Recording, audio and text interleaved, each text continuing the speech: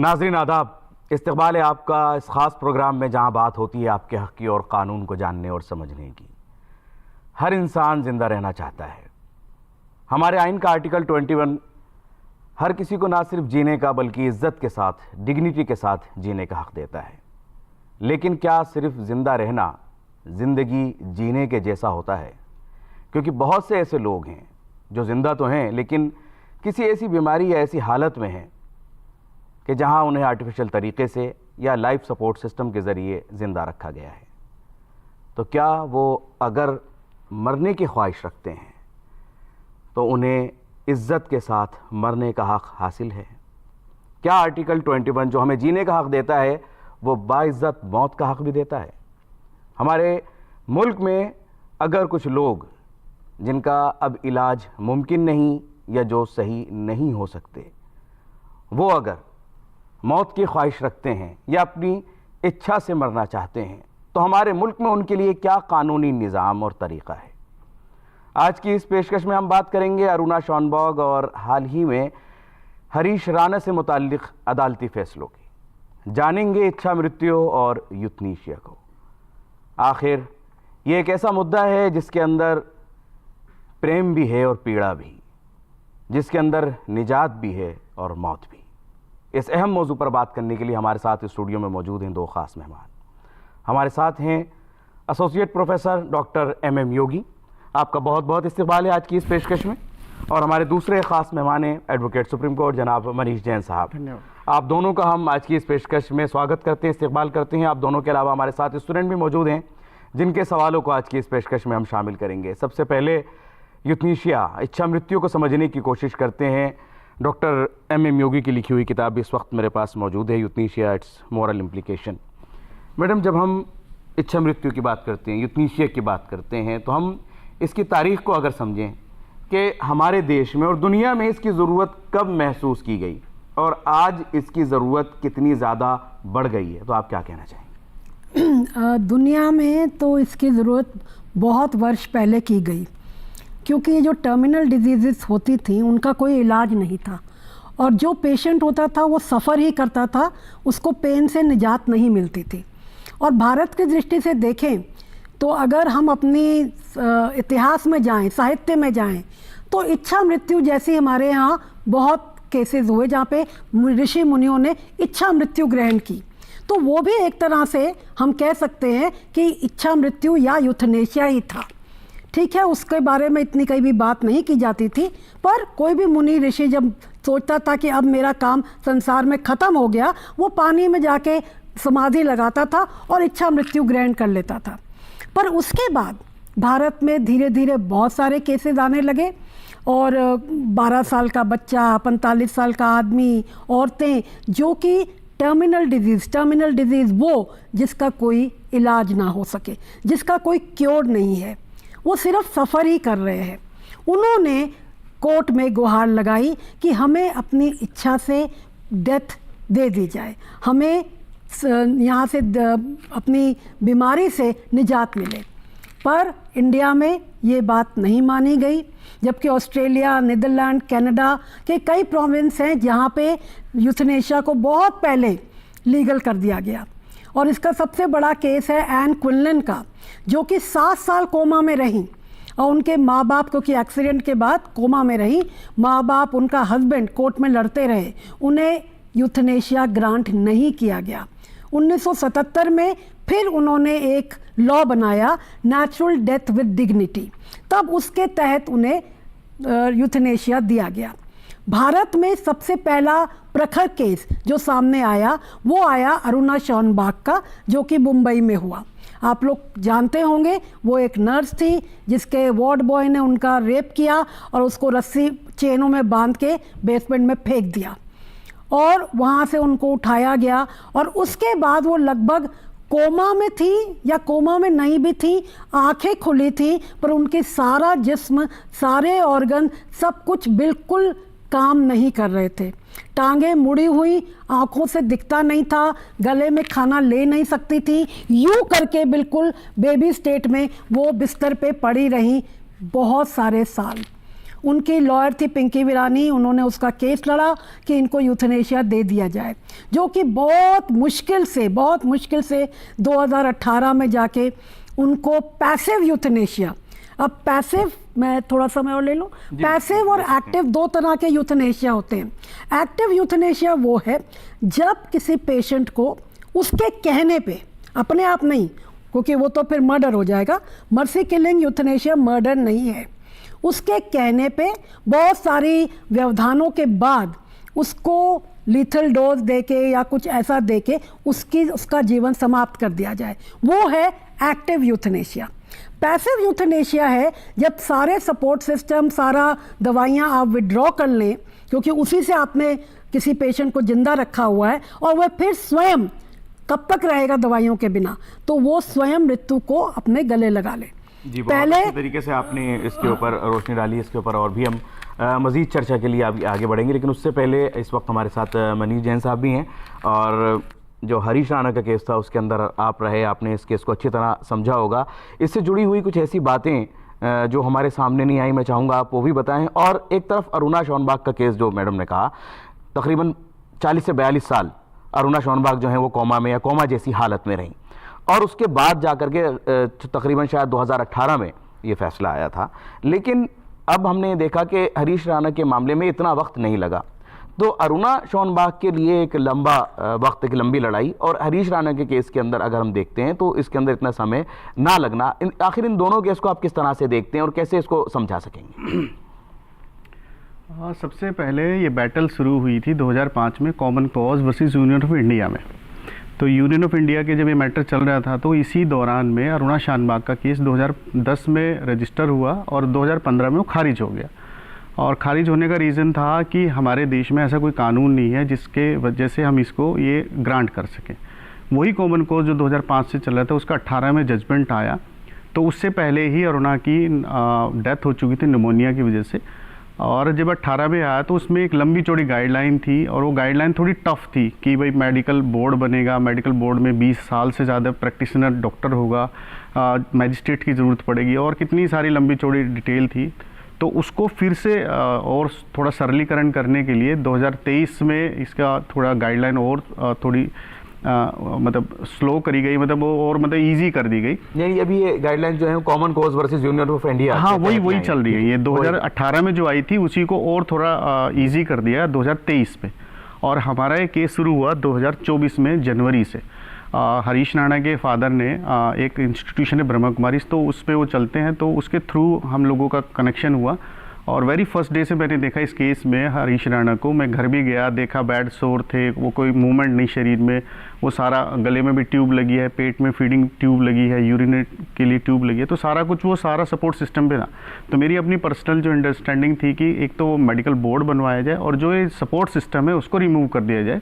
इस दो डिमांड के साथ हम हाई कोर्ट गए। हाई कोर्ट में बड़ा ब्रीफ सा डिस्कशन हुआ, और उसके बाद ये 2-3 महीने बाद जब जजमेंट आया तो उसमें जज साहब का ये रुख था कि ये तो किसी सपोर्ट सिस्टम पे है ही नहीं, और जब सपोर्ट सिस्टम पे नहीं है तो हम इसके लिए ना मेडिकल बोर्ड बनाएंगे और ना ही उसे रिमूव कर सकते। वो डिसमिस हो गया। उसके अगेंस्ट हम SLP में गए। SLP में भी हमने लंबी चौड़ी, उस टाइम पे भी थोड़ी बहस हुई ज़्यादा, और DY चंद्रचूड़ साहब का टाइम था, मतलब चीफ जस्टिस थे वो। तो लास्ट डे और लास्ट केस था उनका, जब ये उनके सामने हुआ तो उन्होंने भी कहा कि इट्स वेरी हार्ड केस और हमारे यहाँ कानून नहीं इस बारे में कुछ भी, तो मैं ज़्यादा कुछ नहीं कर सकता, लेकिन हाँ एज अ ह्यूमैनिटेरियन ग्राउंड हम इसको मेडिकल असिस्टेंस दे सकते हैं। तो उन्होंने मेडिकल असिस्टेंस दिया। भारत सरकार को बोला कि जब तक ये जिए तब तक आप इसकी मेडिकल चीज़ें देखते रहेंगे। और साथ में एक लिबर्टी भी हमने ले ली थी कि भाई अगर कोई दिक्कत होती है हमें तो हम वापस आ सकते हैं सुप्रीम कोर्ट। तो वही सेकंड लिबर्टी जो हमारे पास थी, हम उसी के अगेंस्ट वापस आए सुप्रीम कोर्ट में। और उसमें हमने फिर वही बात कही कि जो ट्यूब है ये भी तो एक सपोर्ट सिस्टम ही है, आप इसको एनलार्ज कर दीजिए वेंटिलेटर के साथ साथ, और सेकेंडरी हमें प्राइमरी एक बोर्ड बना दीजिए, अगर जो भी इसकी सिचुएशन होगी वो आप चेक करके आगे मूव करते हैं। तो जो आपने कहा कि 5 साल अरुणा शॉनबाग में लगे थे, 5 से लेके 18 और 18 से लेके 23, लगभग 20 साल का टाइम कॉमन कॉज वाले केस में लगा। और हरीश राणा के केस में ऑलरेडी एक्सरसाइज हो चुकी थी और सब कुछ उसमें लगभग बन चुका था, तो इसलिए जजमेंट आया। रिज़र्व हो गए थे जनवरी में, मेरा ख्याल 15 जनवरी को रिज़र्व हुआ और 11 मार्च को ये जजमेंट आया था। तो 80 दिन के आसपास तो इसमें भी लगे हैं। और इसमें भी ये दिया गया है कि डॉक्टर्स की टीम को, जो एम्स है, उनको डायरेक्शन दी गई है कि आप 2 वर्ड बार बार यूज हुए हैं जजमेंट में, विद होल्डिंग और विद ड्रॉइंग। तो विद होल्डिंग तो यहाँ हो नहीं सकता था, विद ड्रॉइंग होएगा। विद ड्रॉइंग का मतलब जो उसके शरीर में जो भी ट्यूब निकली है, लगी हुई है, उसको क्लिनिकली या नॉन क्लिनिकली आप उसे रिमूव कर दीजिए, वो नेचुरल स्टेट पे आ जाए। जैसे अब हम अगर जैन समाज में देखते हैं तो वहाँ एक संथारा प्रथा चलती है कि वहाँ के जो साधु होते हैं वो अपना भोजन पानी छोड़ देते हैं और थोड़े दिन में उनका शरीर जर्जर होकर छूट जाता है। ऐसी सेम सिचुएशन इसमें है। जैसे भूख हड़ताल लोग करते हैं, थोड़े दिन अगर लंबा प्रोलॉन्ग करते हैं तो उनकी डेथ हो जाती है या फिर उनको मेडिकल दिक्कतें हो जाती है। लेकिन वहाँ छोड़ देना है और यहाँ छुड़वा देना है। हाँ, यहाँ ये एक बड़ा मैं आपसे जानना चाहूँगा, ये एक फ़र्क आपने कहा कि जितना सपोर्ट सिस्टम है, ट्यूब्स हैं, वो हटा दी जाती हैं। क्या इसके अंदर जो खाना वगैरह, क्योंकि खाना उन्हीं ट्यूब से जाता है, तो ऑटोमेटिकली क्या खाना पीना भी रोक दिया जाता है ऐसी हालात में? यस, वो अब रोका जाएगा क्योंकि आप वो खुद से कुछ नहीं कर रहा है। एक और वर्ड आप पूछना चाहेंगे कि एक विल होती है इसमें वाले केस में, तो उसकी हरीश राणा की भी विल नहीं कि उसकी ट्यूब हटा दी जाए। इसमें उसके जो पेरेंट्स हैं, माता पिता, क्योंकि उन्होंने लंबे 13 साल मेहनत करके उसके लिए हर जतन किया है और उसके बाद भी वो ठीक नहीं हुआ, तो उसकी माँ, स्पेशली माँ ने ये पिटिशन शुरू की थी कि हमारे बाद कौन देखेगा। तो उनकी विल है कि अब हमारे बच्चे की मुक्ति हो जाए। उसी विल के अकॉर्डिंग कोर्ट ने भी कंसिडर किया है और वही डॉक्टर्स भी करने वाले हैं कि उसके जो सारा इक्विपमेंट लगा है वो विड्रॉ कर देंगे और जैसे जैसे और जितना भी टाइम लगेगा उसको छोड़ने में, मुक्त होने में, 1 दिन लगे, 10 दिन लगे, 50 दिन लगे, तो वो लगेगा और उसके बाद ये हरीश राणा अपनी अगली जर्नी पे चला जाएगा। आपने विल की बात की है, इसके अंदर एक लफ्ज़ जो है, एक शब्द बार बार हमने सुना, लिविंग विल। तो ये लिविंग विल जो है, क्या किसी भी व्यक्ति की हो सकती है या वो व्यक्ति जो बोल नहीं सकता अब इस अवस्था में है, इस हालत में है, उसके जो पेरेंट्स हैं या उसके घर के लोग हैं? जी, मैडम भी कुछ कहना चाहती हैं। पहले मैं मनीष जी से जान लेता हूँ, फिर उसके बाद मैडम से जानने की कोशिश करूँगा। विल का मतलब ये, लाइक जैसे मैं हूँ, मैं अगर अभी चाहूँ कि मेरे साथ अगर कोई दुर्घटना हो जाए जीवन में, तो मेरे निर्णय के हिसाब से मेरे शरीर के साथ जो करना है मैं खुद सोच सकता हूँ। या जैसे अभी जो ट्रेंड में चलता है कि मैं अंगदान देना चाहता हूँ, तो मेरी आज की विल है। लेकिन अगर दोनों ही कंडीशन मेरे साथ रही है और जो मेरी केयर करते हैं उनके पास वो विल चली जाती है, उनसे बेहतर मेरे लिए कोई कुछ नहीं कर सकता। और ये हरीश राणा के केस में हरीश राणा के फादर अशोक राणा और निर्मला देवी ने किया है कि उनकी विल थी कि उनके बच्चे को मुक्ति मिल जाए। जी मैडम, क्या कहना चाहती हैं? नहीं, मैं यही कह रही थी कि हम सब खुद भी विल कर सकते हैं, लिविंग विल, कि अगर मैं ज़िंदगी में कभी इस स्थिति में आऊँ कि मेरे सब कुछ दूसरे पर डिपेंडेंट हो जाएं और इतनी ज़्यादा शरीर जर्जर हो जाए तो मुझे डेथ दे दी जाए। अगर मैं अपनी विल करके रख दूं, चाहे वो अभिभावकों के पास हो या अपनी ही मेरी हो, तो उससे ये है कि लीगल बैटल लड़ने में आसानी हो जाए, क्योंकि विल मेरी अपनी है। पर लोग, एक हॉस्पाइस मूवमेंट भी है जहाँ पे ये सब सोचते हैं कि नहीं, यूथनेशिया नहीं होना चाहिए, पेशेंट को जिंदा रखिए, और वहाँ कोई दवाई नहीं दी जाती, सिर्फ उनको कोका टिंचर पिला पिला के जिंदा रखा जाता है और पेशेंट को लगता है मेरे को दवाई मिल रही है। ठीक है, उसको तो हम ये कहते हैं, मेरी किताब में मैंने डिस्कस किया है कि हमें कैकोथनेशिया नहीं चाहिए, हमें यूथनेशिया चाहिए। कोका पी पी के ये सोच के कि दवाइयाँ जा रही हैं और हमें और पेन देते रहे, उससे बेहतर है कम से कम वॉलंटरी नहीं तो इनवॉलंटरी या पैसिव यूथनेशिया अलाउ होना चाहिए ऐसे पेशेंट्स को।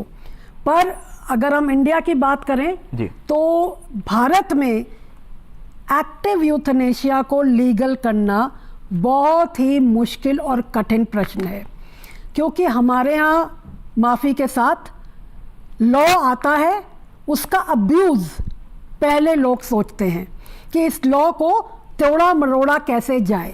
सो अब्यूज़ ऑफ लॉ इतना है कि अगर लीगल कर दिया गया एक्टिव यूथनेशिया, तो हर घर में old parents will be killed under the pretext of euthanasia, जबकि वो यूथनेशिया होगा नहीं, वो किलिंग ही होगी। तो ये होगा, ये डेंजर्स बहुत है इंडिया में। तो इसलिए इंडिया में एक्टिव के, तो मेरी किताब मैंने जो डिस्कस किया, मैंने उसकी मॉरल इम्प्लीकेशन पे किया है कि एथिकली यूथनेशिया होना चाहिए कि नहीं होना चाहिए। एथिकली मेरा निष्कर्ष था होना चाहिए, पर प्रैक्टिकली पॉसिबल नहीं है इंडिया में। प्रैक्टिकली पॉसिबल नहीं है, लेकिन एथिकल की आपने बात की, और ये जो तमाम पहलू हैं, अगर इसके कानूनी पहलू को भी हमने अभी जानने और समझने की कोशिश की। आपने मनीष जी ये भी बताया कि आप हरीश राणा के घर गए, उसकी आपने हालत देखी और तमाम चीज़ों को समझा। अक्सर लोग ये समझते हैं कि शायद इस तरह के 1 या 2 ही मामलात हों जो हमारी नज़रों के सामने आए या जो न्यूज़ के अंदर हमें सुनने को मिले, चाहे वो अरुणा शॉनबाग का हो या हरीश राणा का हो, या उससे पहले एक मामला और था जिनके अंदर इजाज़त नहीं दी गई थी। क्या आपकी अपनी रिसर्च के मुताबिक मैं जानना चाहूँगा, इस तरह के कितने मामले मनीष जी आपको नज़र आते हैं कि बहुत सारे केसेस हैं और ज़रूरत है इस चीज़ की, या सुप्रीम कोर्ट ने जो इस वक्त ये फैसला लिया है और अपने फैसले में उन्होंने ये बात भी कही कि ये फैसला मौत चुनने का नहीं है, तो ये मैं चाहूँगा कि आप इस फैसले के अंदर क्या कुछ बातें ऐसी कही गई जिसको जानना हम सबके लिए ज़रूरी हो जाता है, और कितने ऐसे पेरेंट्स हैं जो चाहते हैं कि इस तरह के फैसले आएँ तो उनको भी इससे राहत मिले। देखिए, ये डिस्कशन कोर्ट में भी हुआ था, सुप्रीम कोर्ट में, कि भाई वी आर हियर, हम वहाँ क्यों हैं, क्योंकि जब डॉक्टर्स हैं, एडवांस मेडिकल फैसिलिटीज़ हैं, सरकार है, सब कुछ है, तो कोर्ट में क्यों आए। तो बड़ा टाइम इसी बात में लगा कि कोर्ट में हम इसलिए आए क्योंकि कोई लॉ नहीं है, और जब कोई लॉ नहीं होता है तो कोर्ट की भूमिका बढ़ जाती है, तभी हम यहाँ पे आए हैं। तो जितना नेशनल लॉ, इंटरनेशनल था, सारा डिस्कस हुआ इस मुद्दे पे लेके, और तब जाके कोर्ट कन्विंस हुआ कि हाँ, इस पर्टिकुलर मैटर में हमें इसको ग्रांट करना चाहिए कि जितनी जीवन जीने की गरिमा है उतनी मरने की भी होनी चाहिए। ऐसा भी जीवन ना हो कि भाई आप खराब पूरा जीवन हो जाए, आपके परिवार का भी जीवन अच्छा ना चले और आपके जीवन की कोई संभावना भी ना हो। एडवांस मेडिकल सपोर्ट ही आपको खड़े कर दे हाथ।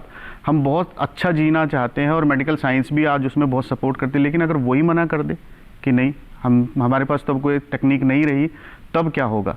तो ऐसी सिचुएशन में कोर्ट ने हमें कहा है, और कोर्ट ने अभी सरकार से भी कहा है कि आप इस पर कोई कानून बनाइए जिससे इस तरह के लोगों को जो पैलेटिव केयर पे चलते हैं या टर्मिनली इल हैं, चाहे वेजिटेटिव स्टेट में है, ये अलग अलग सिनोनिम्स हैं इसी चीज़ के, तो उसको सहयोग मिल सके। मैं कल किसी के साथ बात कर रहा था तो कल मुझे भी मैसेज आया कहीं का, एक नागपुर के एक महिला है, वो 16 साल से वेजिटेटिव स्टेट पे है, सेम हरीश राणा वाली कंडीशन में। वेजिटेटिव स्टेट क्या होती है सर, मैं चाहूँगा। अचेतन हो जाता है मन, मतलब आपका कुछ सारा शरीर की जो इनवॉलेंटरी फंक्शन है हमारे शरीर में जो चलती हैं, दिल धड़क रहा है, हमारे कंट्रोल पे नहीं है, हमारी सांसें चल रही है वो हमारे कंट्रोल में नहीं, कुछ सेकंड के अलावा बहुत सारा कुछ इस शरीर में हमारे कंट्रोल के बियॉन्ड चलता है। तो वो जो बियॉन्ड कंट्रोल है वो तो चल ही रहा है, लेकिन जिस पे जो हमारा कंट्रोल होता है वो कंट्रोल हम खो दें, that is called vegetative state.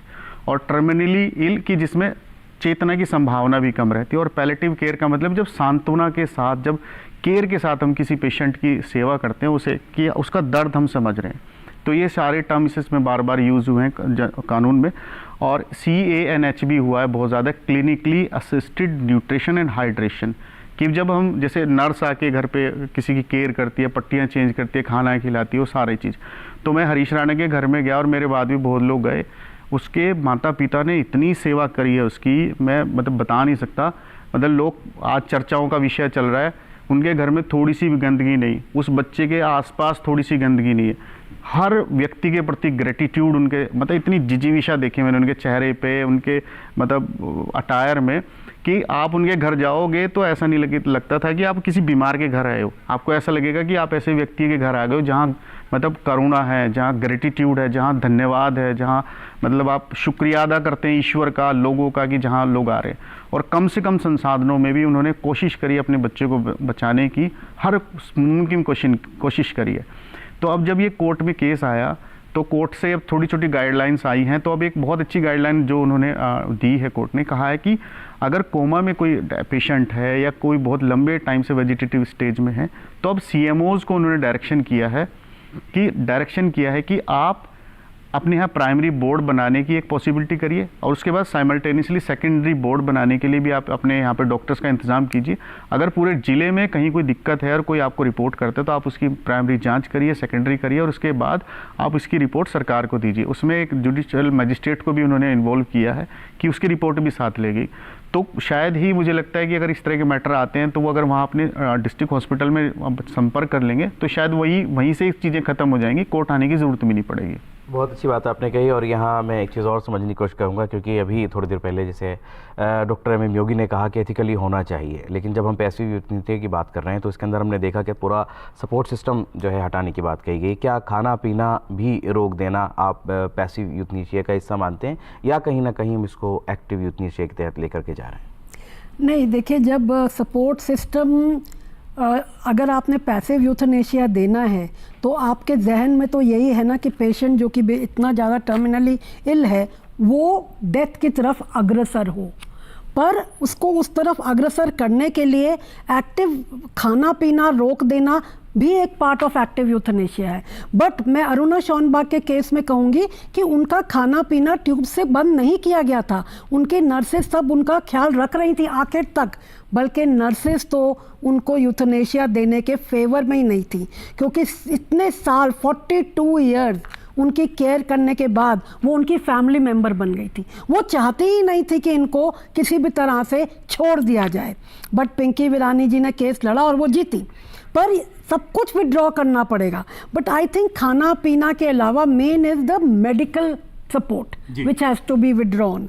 खाना पीना तो देखिए खाते पीते भी हम मर जाते हैं, तो इसलिए मैं खाना पीना विड्रॉ करने को एक्टिव यूथनेशिया का पार्ट मैं नहीं मानूंगी। सिर्फ उसका मान लीजिए उनके पाइप्स लगी हैं, इंजेक्शंस लग रहे हैं, इंजेक्शन में दवाई जा रही है, वो सब विड्रॉ करिए। लेकिन अगर मनीष जी, अगर किसी को तकलीफ बढ़ जाती है ऐसी हालत में, जब हमने पूरा सपोर्ट सिस्टम हटाना शुरू कर दिया और उसके बाद वो तकलीफ में आने लगता है और उसको दर्द बढ़ता है, असहनीय दर्द होने लगता है, क्या उसके लिए भी हमारी अदालत ने इस फैसले में कोई इंतजाम किया है? देखिए, पहले तो ये समझिए कि दो चीज़ होती है, जीवन है तो मृत्यु भी है। जीवन और मृत्यु दो चीज़ हैं, और जीवन को ख़त्म होने के लिए दो तरीके, एक तो प्राकृतिक नेचुरल और एक अननेचुरल। नेचुरल डेथ में हम नॉर्मली अपनी एज पूरी करते हैं, हार्ट अटैक आ गया या लंबी बीमारी के बाद हमारी डेथ हो गई, ये नेचुरल प्रोसेस है। इननेचुरल है कि आपका एक्सीडेंट हो गया, किसी ने मर्डर कर दिया, किसी कुछ कहीं आप कहीं आग से जल गए, ये सारा सब कुछ सेकेंडरी है। और इसके लिए एक बहुत लंबा चौड़ा लॉ बना है जो BNS में है, सब कवर है। और उसको करने के लिए कोर्टों को कोई दिक्कत नहीं होती, कैपिटल पनिशमेंट देने में कोर्टों हमेशा ट्रायल के बाद तुरंत दे देती है। लेकिन जब जीवन और मृत्यु के बीच में करुणा आ जाए, वहाँ उनके लिए डिसीजन करना मुश्किल होता है। और इसके लिए हमारे पास दो ही टेक्निक हैं जो हमने आज तक पढ़ी हैं। अगर धर्म के हिसाब से देखो तो संथारा होती है जो प्राकृतिक में आती है, और या फिर ये पैसिव यूथनेशिया आती है जिसमें भी हम कहते हैं कि मतलब कोई इक्विपमेंट लगा है तो उसे हटा दीजिए, और अगर लगाने की संभावना है तो ना लगाया जाए जी। बस ये दो चीज़ करनी है। अगर दोनों चीज़ होती है तो फिर कोई मुश्किल नहीं है। और इस सारे खेल में जो सबसे बड़ा लीगल एस्पेक्ट आता है, क्यों नहीं करना चाहती सरकार भी और क्यों नहीं, हमारा देश बहुत बड़ा है और यहाँ प्रॉपर्टीज़ के इशू लंबे चलते हैं, और वो सारे इशू इसी में कवर हो जाएंगे। जहाँ जहाँ थोड़ा सा भी कोई बीमार हुआ, 4-6 महीने भी हुआ, तो उसको कहेंगे कि 6 महीने की साल की रिपोर्ट ले आएंगे उसकी, अर्जी दे दो, इसको देख लीजिए। आप आज देखिए देश में एक नया चलन आ गया कि ये हर केस का अदालतों में सुना जाना और उसका ट्रायल होना ज़रूरी मानते हैं आप कि उसको तरीके से सुना जाए? तरीके ही से ही होना चाहिए। और नशा मुक्ति केंद्र आप अगर आपने ध्यान दिया हो तो भरे पड़े हैं आजकल, सारे घर के लोग भेज देते हैं और वहाँ पे भी उनके साथ बहुत बहुत टफ सिचुएशन क्रिएट हो जाती है। तो ये सुनने कहने में तो बहुत अच्छा लग रहा है, लेकिन जब ये होगा तो इसका मिसयूज़ मुझे लगता है यूज़ से भी ज़्यादा होने वाला है जी। और भारतीय समाज में इसको जानना और समझना इसलिए ज़रूरी हो जाता है क्योंकि हमारा समाज बहुत बड़ा है और इसके अंदर जिस तरीके से अभी मनीष जी ने कहा कि वसीयत के मामलात और संपत्ति के जो मामलात होते हैं उनको देखते हुए हमें सब समझना होगा। ब्रेक के बाद इसी मौजू पर अभी चर्चा का सिलसिला जारी रहेगा। अभी यहाँ रुकते हैं एक छोटे से वक्फे के लिए।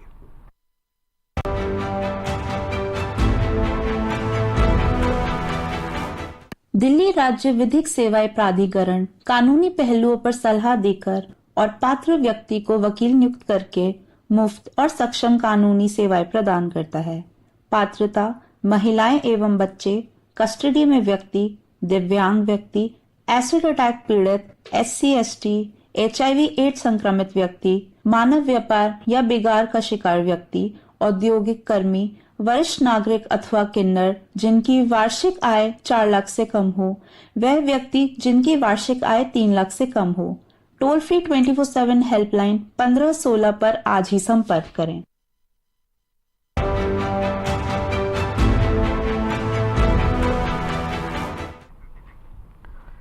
ब्रेक के बाद एक बार फिर इस्तकबाल है आपका इस प्रोग्राम में जिसका नाम है अपना मुल्क अपना आइन। आज हम बात कर रहे हैं यूथनेशिया की, इच्छा मृत्यु की। आखिर अगर कोई ऐसी हालत में हो जिसका ठीक होना मुमकिन ना हो, एक लंबा अरसा गुजर चुका हो, तो उसकी मर्ज़ी के मुताबिक या वो लोग जो उसकी केयर कर रहे हैं उनकी मर्ज़ी के मुताबिक उसको मृत्यु दी जाए या नहीं। इस अहम मौजू पर जो हमारी अदालतों ने फ़ैसले किए उन पर भी आज हम इस पेशकश में चर्चा कर रहे हैं, और आखिर इसको लेकर हमारे जो समाज है उसके अंदर कितनी ज़रूरत महसूस की जा रही है। इन तमाम मौज़ूआत पर आज हम चर्चा कर रहे हैं। अगर आपके मन में कोई सवाल है तो आप पूछ सकते हैं। हमारा टोल फ्री नंबर है 1800 113060। आप भी सवाल पूछ सकते हैं और अब हम आज की इस पेशकश में बढ़ते हैं सवाल जवाब के दौर की तरफ। हमारे साथ स्टूडेंट मौजूद हैं, अब उनके सवालों को हम जानने की कोशिश करते हैं। क्या सवाल पूछना चाहती हैं, कहाँ से हैं? नमस्ते सर, मेरा नाम अक्षरा है। सर मेरा सवाल ये है कि अगर किसी इंसान को इच्छा मृत्यु दी जा रही है क्योंकि वह वेजिटेटिव स्टेट में है, लेकिन सर हमें तो ये नहीं पता ना कि उस इंसान की जीने की इच्छा है या नहीं, तो सर ये कितना सही है कि इसको इच्छा मृत्यु दी जाए, क्योंकि इसमें तो वो अपनी इच्छा बता ही नहीं सकता है। हो सकता है उसकी जीने की इच्छा अभी भी हो। आप दोनों के लिए सवाल है, मैं चाहूँगा डॉक्टर साहब पहले इसका जवाब दें, फिर मनीष जी से जानेंगे। अच्छा चलिए आप। देखिए, जीने की इच्छा है, हम भी उसके लिए कोशिश कर रहे हैं, लेकिन 13 साल हो गए वही कोशिश करते हुए। कोई तो चमत्कार होता, कोई तो दवाई काम करती, क्योंकि जो पेन हो रहा है उसको ना मैं महसूस कर रहा हूँ, ना कोई डॉक्टर महसूस कर रहा है, ना कोई मशीन कोई कर रही है, लेकिन वो तो अकेला महसूस कर रहा है। तो जब हमें देख रहा है, और सबसे मैंने आपको पहले भी बताया कि जब मेडिकल साइंस ने ही हाथ खड़े करती हूँ, तब आप कैसे करोगे इस चीज़ को, तब उसकी मुक्ति का मार्ग दिखाना ही पड़ेगा। जी डॉक्टर योगी, इसमें एक सोशियो इकोनॉमिक एंगल भी मैं जानना चाहूँगा आपके ज़रिए से, क्योंकि एक तरफ तो उसकी मर्जी की बात आ रही है और दूसरी तरफ पूरे परिवार का एक पूरा एक सामाजिक स्ट्रक्चर है, उनका एक इकोनॉमिक स्ट्रक्चर है, उसको भी कितना असर डालता है ये चीज़। इसमें मैं एक बात मनीष जी ने जो कही जोड़ना चाहूँगी, बेटा उसकी मरने की इच्छा है या नहीं है हमें ये नहीं पता, ये भी तो नहीं पर पता। उसके जीने की इच्छा है ये भी तो हमें नहीं पता, क्योंकि तो दोनों की स्थिति में वो कुछ कह ही नहीं सकता। तब उसके अभिभावक ही उसके लिए डिसीजन लेंगे। ठीक है, पहली बात तो ये। अब आती है इकोनॉमिक दृष्टि से, अगर हम इसको देखें, देखिए भारत में बहुत केसेस हुए हैं, परिवार में 4 बच्चे हैं, बीवी है, पति है, और मैं समझ लीजिए मैंने ऐसे केसेस पढ़े हैं, बाप क्लर्क है, एक बच्चे को मैंने बॉम्बे में केस पढ़ा था, सिर दर्द हुआ, हॉस्पिटल गए, उन्होंने गलत दवाई दी, उसका रिएक्शन हो गया, उसके बाद वो बिल्कुल वेजिटेटिव स्टेट में चला गया 2 दिन के अंदर। नेचुरली बाप ने सारा पैसा लोन लिया, ये लिया, वो सारा अपना जमा सब कुछ उस पर खर्च दिया, और बाकी जो 3 बच्चे थे और फैमिली थी पूरी तरह से निगलेक्टेड, कि उनको खाने के भी पैसे नहीं रहे। यहाँ पे ये मॉरल प्रश्न, एथिकल प्रश्न आता है कि अगर एक व्यक्ति जो कि वेजिटेटिव स्टेट में है, और जैसे उनका कि मेडिकल ने भी हाथ खड़े कर दिए हैं, ठीक हो ही नहीं सकता है, तो क्या ये एथिकली ठीक है कि आप उस पर पैसा व्यतीत करे जाएं और बाकियों को इग्नोर करें? दूसरी बात, हर हॉस्पिटल में इतनी सारे सेविंग मशीन्स नहीं होती, पर अगर किसी के पास पैसा है, कोई बहुत रिच आदमी, तो वो अपने घर के किसी भी आदमी को डलवा देंगे ऐसी मशीन पे, और सालों साल वो उस मशीन पे रहेगा। उसने वो मशीन ऑक्यूपाई कर ली, और जिसको नीड हुई उसको मशीन मिली नहीं। तो ये कहाँ तक तर्क है? मतलब तर्क से ही सिद्ध नहीं होता। जी, मुझे लगता है कि इसका जवाब बिल्कुल अच्छे तरीके से मिल गया होगा, और ज़रूरी है इन चीज़ों को समझना हम सब के लिए। अगले सवाल की तरफ बढ़ते हैं। क्या सवाल है, क्या पूछना चाहते हैं? नमस्ते सर, मेरा नाम तानिया। मेरा सवाल है कि इंडिया में यूथनेशिया का कितना मिसयूज़ होगा, अगर होगा तो उसे डील कैसे करेंगे उससे? ये एक अहम मसला है जिस पर हमने अभी देखा कि मनीष जी ने इस बात को भी कहा कि ये कितना बड़ा आगे चल करके इसका मिसयूज़ हो सकता है। दोनों ही हमारे गेस्ट ने इसके ऊपर रोशनी डाली थी। मैं चाहूँगा मनीष जी, अगर हम इसके ऊपर एक कानून बनने की बात करें तो अभी भी उसको लेकर के कितनी चिंताएँ हैं हमारे सामने और कितने चैलेंजेस हैं? इनफैक्ट चैलेंजेस ज़्यादा हैं, और आज की जो नई पीढ़ी आई है, हमारी पुरानी पीढ़ियाँ तो माँ बाप की बहुत सेवा करती थी, भाई बहनों की सेवा करती थी, इनफैक्ट रिश्तेदारों की भी करती थी, लेकिन अब तो वो खुद ही अपनी नहीं करके राजी, तो दूसरे की तो क्या ही करेगा वो। और अभी ये कानून बना नहीं है, इस पर पूरा देश मंथन करेगा और सब कुछ होगा तब जाके कानून बनेगा। इतना जल्दी तो कानून भी नहीं बनने वाला। और ये सारी चिंताएं जो आपने कोशिश करी है सामने रखने की, उस पर भी डिस्कशन होगा कि कम से कम मिसयूज़ हो और ज़्यादा से ज़्यादा इसका फ़ायदा हो, और जितना ज़्यादा फ़ायदा होगा समाज को उतना ही अच्छे परिणाम मिलेंगे, और उन लोगों को मुक्ति मिलेगी जो लंबे समय से कोमा में रहते हैं, वेजिटेटिव स्टेट में रहते हैं और सालों साल बेड पे पड़े रहते हैं, जिनके अंदर कोई रिकवरी के सिम्टम्स भी नहीं दिखाई देते। जी, अगले सवाल की तरफ बढ़ते हैं। जी, क्या नाम है, क्या सवाल पूछना चाहते हैं? नमस्कार सर, मेरा नाम वारिस चौधरी है।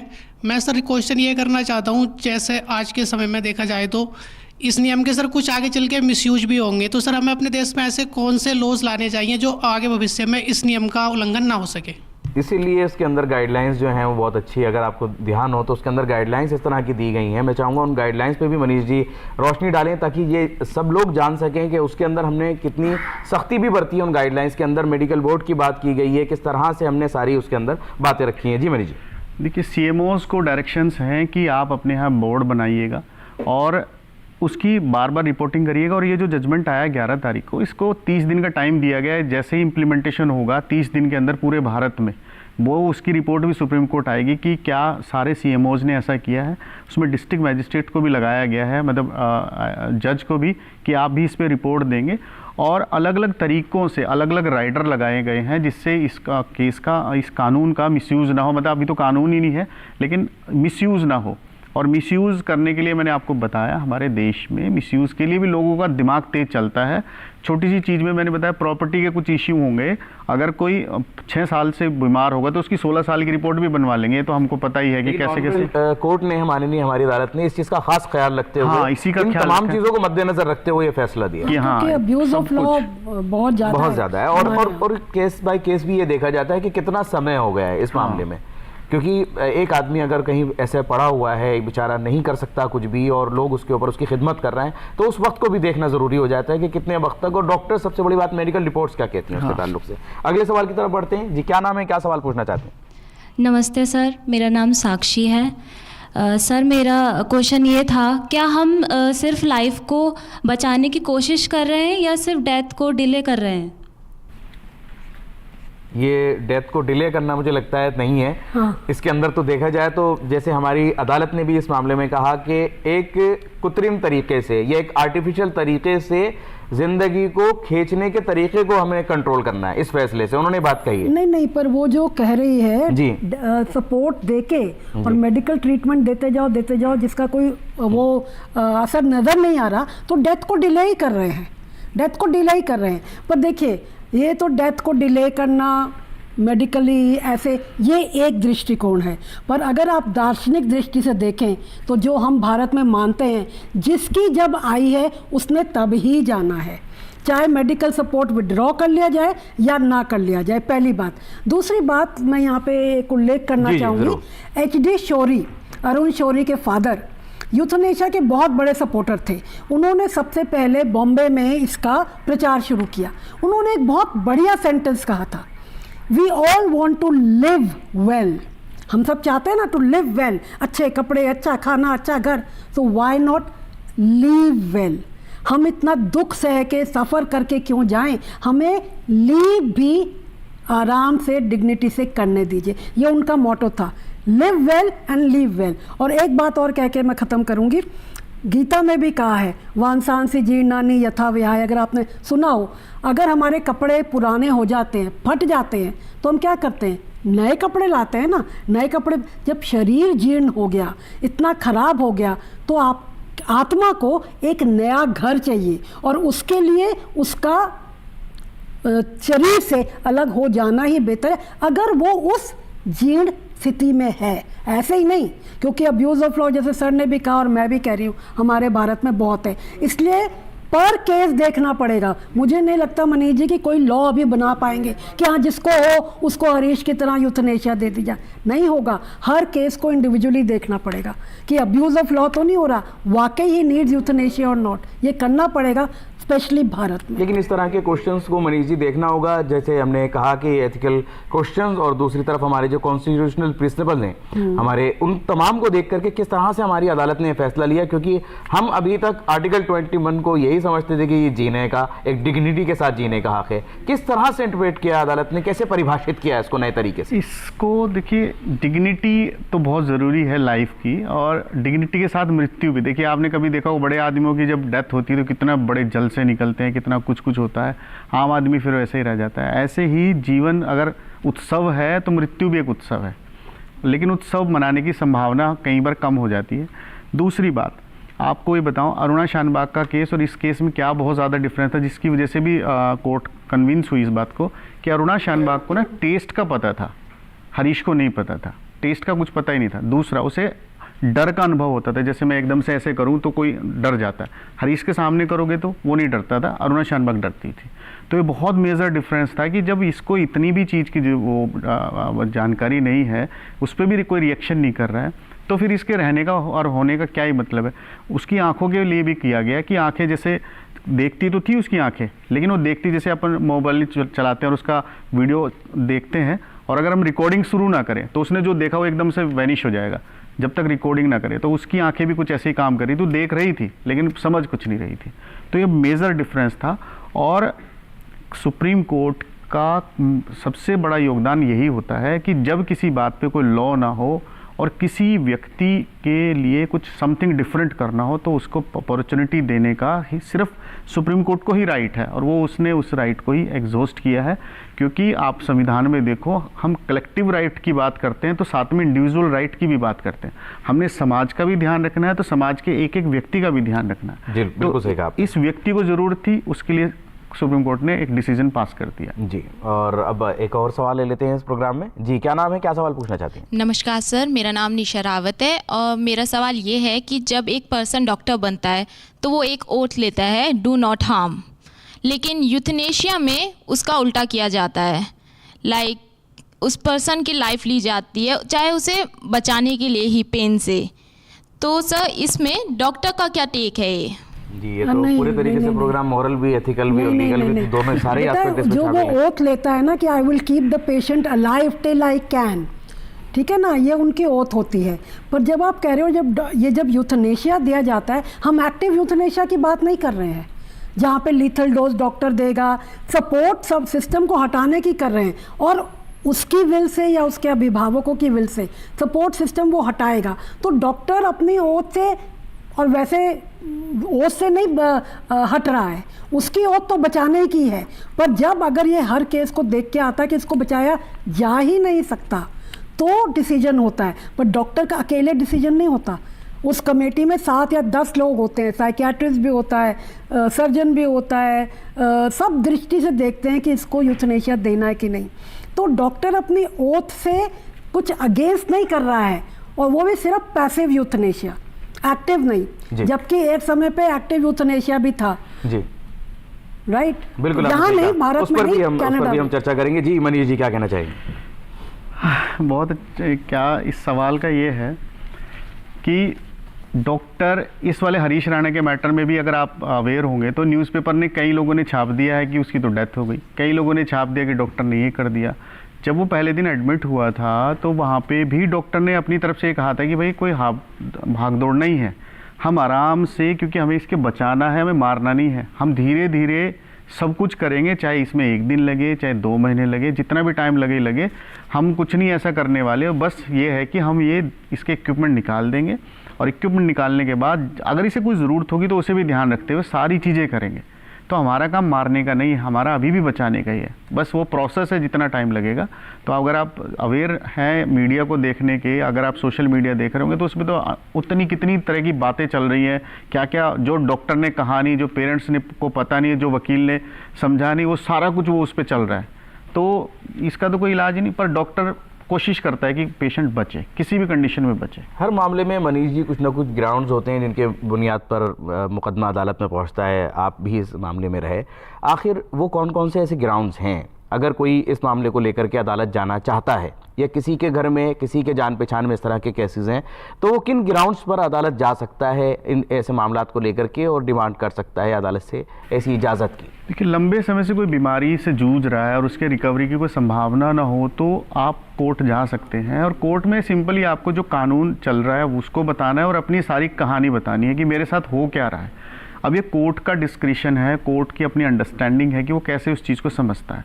जैसे हम शुरुआत में तो हाई कोर्ट गए थे, वहाँ से डिसमिस हो गया था, हो सकता था वहीं पे बहुत कुछ डिस्कशन होना चाहिए था, लेकिन नहीं हुआ, तो ये सुप्रीम कोर्ट होना था। तो ऐसा होता है, तो आप अपनी चीज़ों को लेके जाइए, ये तो कोर्ट का डिस्क्रिशन है। जो भी सेट फॉर्मेट है हमारे पास, जो भी कानून कहता है, जो भी हमारे पास प्रेसिडेंट्स है, अगर उसमें कहीं भी स्कोप होता है तो कोर्ट ज़रूर उस पर कुछ ना कुछ डिसीजन देती है। तो जितने भी देश में इस तरह के पेशेंट हैं, मुझे लगता है अभी देखना, आप थोड़े दिनों में इतने सारे केस रिपोर्ट हो जाएंगे कि हमको लगेगा कि इतने सारे लोग थे। मैं किसी डॉक्टर साहब से बात कर रहा था, तो कह रहा है कि साल भर में 2-4 हज़ार लोगों को पेशेंट आ जाते हैं इस तरह के पूरे देश भर में। हाँ, हर पूरे देश में 2-3 हज़ार केस आ जाते हैं, रिपोर्ट हो जाते हैं, लेकिन वो कोर्ट तक पहुंचते नहीं, क्योंकि कोर्ट तक पहुंचने का कोई स्कोप ही नहीं है। स्कोप नहीं है। तो अभी क्या कुछ इस तरह की गाइडलाइंस या इस तरह के फैसले में आपने अगर उसको एनालिसिस किया तो ये जाना कि कितना समय मानती हैं अदालतें कि कम से कम इतना समय देखना तो जरूरी है? नहीं, अभी इस पे तो अभी इस बिल्कुल पर कोई डिबेट नहीं है। कोई डिबेट नहीं है, इस पे तो कोई डिबेट नहीं है कि कितना समय, क्योंकि मृत्यु तो हाथ में है ही नहीं, जीवन भी हाथ में नहीं तो मृत्यु भी हाथ में नहीं। बस मैं सिर्फ ये कह रहा हूँ, जब कैपिटल पनिशमेंट की बात होती तब कोर्ट कहता है उस बात के लिए कि आप इसको दे दीजिए, हैंग टिल डेथ। लेकिन अब तो उसका भी करेज बहुत देश में कमजोर हो रहा है, पूरी दुनिया में कम होता जा रहा है, ये मृत्युदंड की सजा भी कम होती है। डॉक्टर योगी, अगर हम दूसरे मुल्कों के कानून की बात करें तो वहां पर क्या उन्होंने कानून के अंदर किस तरह से इस बात को मेंशन किया है कि इतना समय अगर हो गया है, वहां पर किस तरह से कानून है? समय का नहीं है, वही है कि टर्मिनल डिजीज अगर इस तरह की है, जैसे मैंने एक केस पढ़ा था, एक लेडी थी, उनका वो टर्न करती थी तो उनकी एक बोन टूटती थी। उनका हस्बैंड ने पूरी किताब लिखी है कि वो इतनी ज़्यादा उनकी जो बोन्स थी क्षीण थी कि वो टूटती जा रही थी। उसने खुद उनको लिथल डोज देके अपनी वाइफ को मारा या उनको यूथनेशिया दिया। और एक कनाडा में थे जिन्होंने मशीन बनाई थी कि भाई आ जाओ, जिसको अपना यूथनेशिया चाहिए ऐसे हालत में आके वो उनको हुक कर देता था और आखिरी बटन पेशेंट खुद दबाता था फॉर यूथनेशिया। तो ये बातें हैं, कनाडा, नीदरलैंड, ऑस्ट्रेलिया में लीगलाइज्ड है, वहाँ एक्टिव यूथनेशिया भी लीगलाइज्ड है। पर वही ना, जैसे हमने भी कहा और सर ने भी कहा, भारत में एक्टिव यूथनेशिया मुझे नहीं लगता कभी भी ओके होगा, क्योंकि हमारा पर्यावरण, हमारा भारतीय का जो समाज है, हमारा समाज फर्क है। जी मनीष जी, बाहर के ममालिक में वही सवाल जो अभी डॉक्टर साहब से मैंने जानने की कोशिश की कि कितना आसान हो सकता है अगर हम बाहर के कानून को समझने की कोशिश करें और फिर अपने मुल्क में इस तरह का कोई कानून लेकर के आया जाए। इस केस में 7 देशों का कानून ऑलरेडी डिस्कस हुआ है, खाली भारत का ही नहीं, पूरी दुनिया का कानून जो अवेलेबल था, हमने सब कुछ डिस्कस हुआ है वो। और उसके बाद ही best interest of the patient, ये फ्रेज़ बहुत ज़्यादा यूज़ हुई है कि पेशेंट के जो फेवर में है, जो उसके इंटरेस्ट में, उस पर काम करना चाहिए, चाहे डॉक्टर हो, कोर्ट हो, सरकार हो या पेरेंट्स हो। और वही हुआ है इस केस में कि हरीश राणा के लिए जो बेस्ट था वो यही था कि अब उसे मुक्ति के मार्ग पे छोड़ दिया जाए। तो वही हुआ है और अब देखते हैं कितने दिन वो लेगा हरीश राणा। हम लोग बिल्कुल दुआ नहीं कर रहे हैं कि वो जल्दी हो जाए, जो होगा प्रोसीजरल होगा, जो होगा ईश्वर के हाथ में है, क्योंकि मृत्यु हमारे हाथ में नहीं, कब आ जाएगी कब रुक जाएगी ये सब ईश्वरीय चीज़ें हैं, वही जाने इस चीज़। अक्सर मामलात में मनीष जी ऐसा होता है कि एक ह्यूमन राइट्स एंगल आता है और कुछ ह्यूमन राइट्स एक्टिविस्ट जो हैं वो भी आते हैं, क्या इस मामले में भी कुछ इस तरह के सवालात आपके सामने आए? नहीं, इसमें ह्यूमन राइट का तो कुछ नहीं, हम तो बचा ही रहे हैं, हम कहाँ उसको कह रहे हैं कि आप लेके जाइए, हम तो बचाना चाह रहे हैं। ह्यूमन राइट की तो हम पूरी तरह से प्रोटेक्शन करना चाह रहे हैं। नहीं, कहीं किसी को लगता हो कि आप उसकी मर्जी के खिलाफ, जो मर्जी नहीं दे पा रहा है आप उसकी मर्जी के खिलाफ। हाँ, 2-3 देखिए, मैं इस केस से तो नहीं, पर हाँ डिस्कशन के बीच में कुछ लोग आए थे, बड़े लोग, कि हम इस तरह की जो आपने बातें कही, हमने कहा कि 15 दिन आप उसे अपने घर ले जाइए और आप सेवा करिए, उसके बाद बता दीजिए कि नहीं जी वो तो हम कर नहीं सकते। तो मैं कहा जी ज्ञान देने की भी कोई ज़रूरत नहीं है आप, क्योंकि ज्ञान देना बड़ा इजी होता है, लेकिन day by day, minute to minute आपको किसी चीज़ की केयर करना बहुत टफ जॉब होता है। तो नहीं, ऐसा कोई ह्यूमन वायलेशन नहीं हुआ इसमें, इनफैक्ट ह्यूमन डिग्निटी बनी है और पूरे देश और दुनिया में नज़ीर बनेगा जजमेंट। एक आखिरी सवाल आपसे जानने की कोशिश करूँगी कि आप गए, आप मिले हरीश राणा से, उनके माता पिता की तरफ से, क्योंकि बहुत कम होता है ऐसे मामलात में कि जहाँ कोई भी माँ बाप, ख़ास तौर से हमारी भारतीय संस्कृति में क्या आसान लगता है कि कोई माता पिता अपनी औलाद की मौत की ख्वाहिश लेकर इजाज़त लेने के लिए किसी कोर्ट का दरवाज़ा खटखटाएं, आप खुद अपने दिल पर हाथ रखकर ये पूछें। लेकिन अगर कोई माँ बाप जाते हैं ऐसे अदालत में तो क्या स्थिति रही होगी, क्या उनके मन में रहा होगा? मैं आपसे मनीष जी जानना चाहूँगा कि कितना मुश्किल था, कितना टफ था उन माँ बाप के लिए जो हरीश राणा के लिए एक मौत की ख्वाहिश लेकर इजाज़त लेने के लिए गए। उनका बेटा 21 साल का था और बहुत ही बॉडी बिल्डिंग में था और बहुत अच्छा ब्राइट करियर था, लेकिन अचानक से उसके साथ ये हादसा हुआ और 13 साल तक उन्होंने अपने बच्चे के लिए सब कुछ किया और साथ में उसे तिल तिल मरते हुए देखा।